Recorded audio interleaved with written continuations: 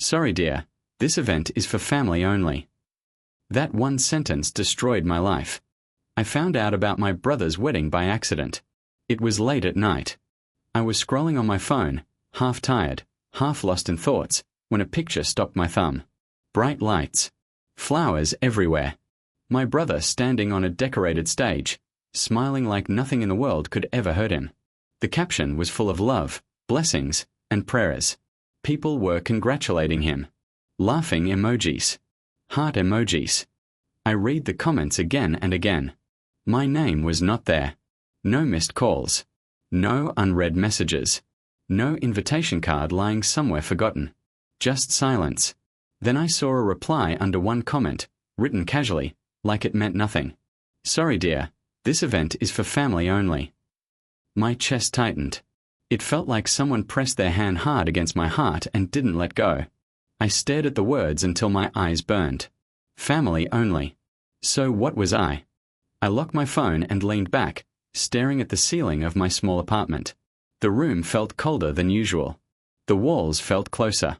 I tried to tell myself it didn't matter, that I was used to being ignored, but my hands were shaking. I didn't cry. I just felt empty. That night, I packed a small bag. Nothing special. A few clothes.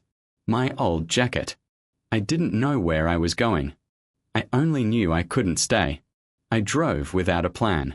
Streetlights slowly disappeared. The city noise faded into silence.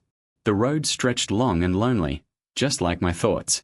Every mile pulled me closer to memories I tried to bury. After hours, the air changed. It smelled of soil and grass. Familiar. Painfully familiar. That's when I saw the farmhouse. Old wooden fence. A dim yellow light near the door. The same place I once dreamed of calling home. I stopped the car without thinking. And then I saw her. She was standing near the fence, holding a small bucket, her sleeves rolled up. Her hair was tied back loosely, a few strands falling across her face. She looked tired, but real. Aisha. My breath caught in my throat. 7 years. 7 long years since I last saw her face. Since the night everything shattered. She looked up, maybe sensing someone watching. Our eyes met. She froze. The bucket slipped slightly from her hand, water spilling onto the dry ground. For a moment, neither of us moved. The wind passed between us, carrying old words, old promises. She looked older. So did I.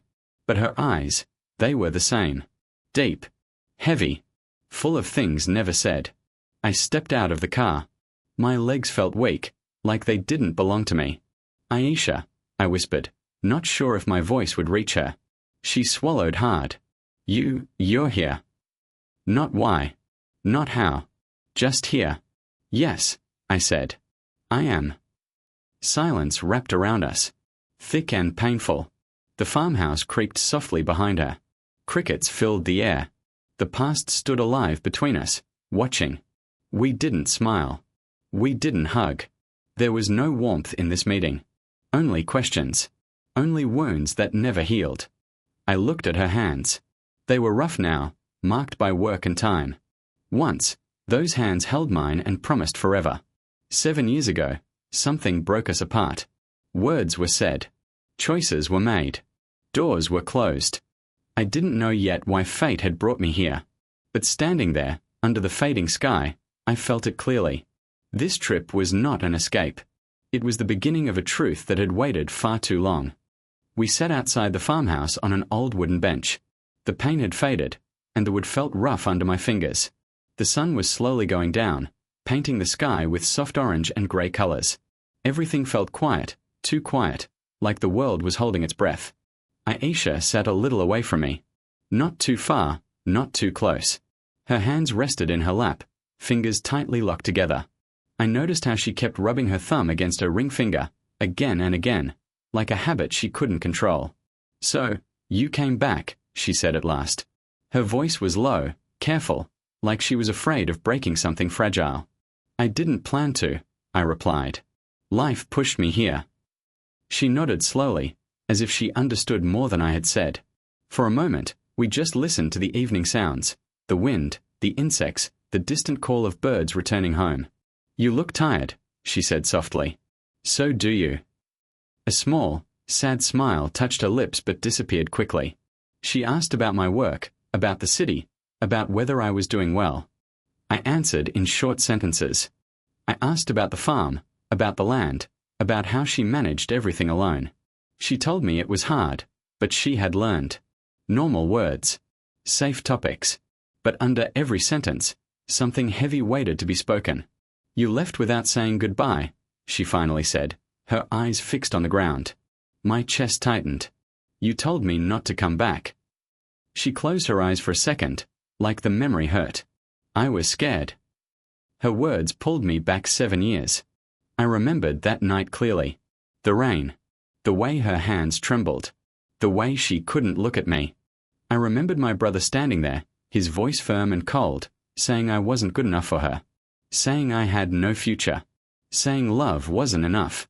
I remembered her silence more than his words. I waited, I said quietly. I waited for you to call. To explain. You never did. She swallowed hard. I wanted to. But you didn't.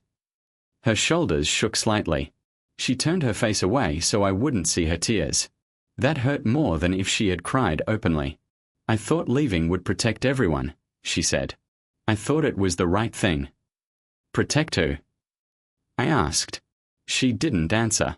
The sky darkened a little. The first star appeared, weak but visible. I noticed something strange then. Aisha kept glancing toward the house, again and again. Every time a sound came from inside, her body stiffened. You're hiding something, I said gently. She looked at me, startled. No, I'm not. But her eyes said otherwise.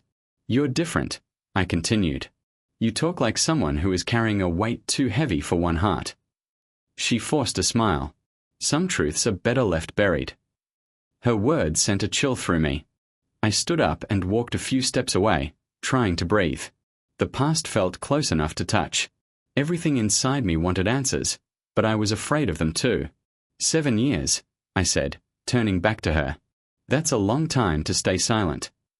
She stood up as well, her hands trembling now. Not all silence is empty, she whispered. Sometimes it's full of fear. I looked at her face, really looked this time. The tired eyes. The tension in her jaw. The way she held her stomach without realizing it. Something was wrong. Very wrong. The farm was quiet, but my heart wasn't. It beat loudly in my ears, warning me that whatever truth waited inside that house would change everything. And Aisha knew it. She just wasn't ready to let me see it. The farmhouse door creaked open behind us. The sound was soft, but it cut through the silence like a knife.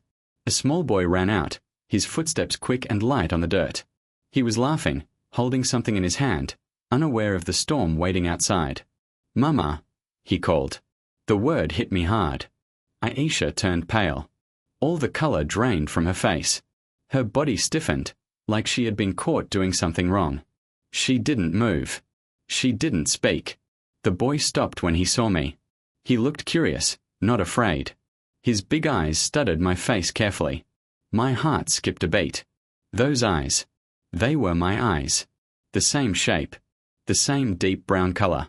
Even the small mark near his eyebrow was like mine. My breath became shallow. The air felt heavy, hard to breathe. Aisha walked toward him slowly, her legs weak. She placed her hands on his shoulders, almost like she was trying to protect him from the truth. Go inside, she whispered, her voice breaking. The boy looked confused. Who is he? She didn't answer him. She looked at me instead. Her eyes filled with tears she could no longer hide. He's 7, she said softly. The world seemed to spin. 7 years. The same number that followed me like a shadow. The same number of years since I was pushed out, since I was told to leave, since silence became my punishment. My brother's wedding. No invitation. Family only. Everything suddenly made sense. He's mine, I said, my voice shaking. It wasn't a question. It was the truth finding its way out. Aisha nodded. Tears rolled down her cheeks freely now. Your brother knew, she whispered. He knew from the beginning. My chest burned. Then why? I asked. Why hide him from me? She held the boy closer. He told me to choose, she said. You, or peace. He said if you stayed, everything would break. He said the child would suffer. I laughed bitterly. The sound surprised even me. So he erased me instead.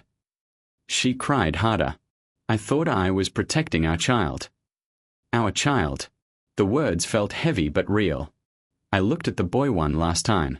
He was watching me closely now, like he felt something too, even if he didn't understand it yet. I wanted to step closer, to touch his hair, to tell him who I was. But my legs wouldn't move. I stepped back instead. So the wedding wasn't for family, I said quietly. It was to keep me away from mine. Aisha tried to speak, but no words came out. I turned around and walked toward my car. Every step felt painful, like I was leaving a part of myself behind. The night air was cold now. The stars looked distant, uncaring. Behind me, I heard Aisha sob. I didn't look back. Because sometimes, the strongest revenge isn't anger or shouting. It's letting the truth live inside the people who tried to bury it. I started the engine and drove away, my hands shaking on the wheel. In my heart, I carried the deepest wound. Knowing the truth, when it was already too late.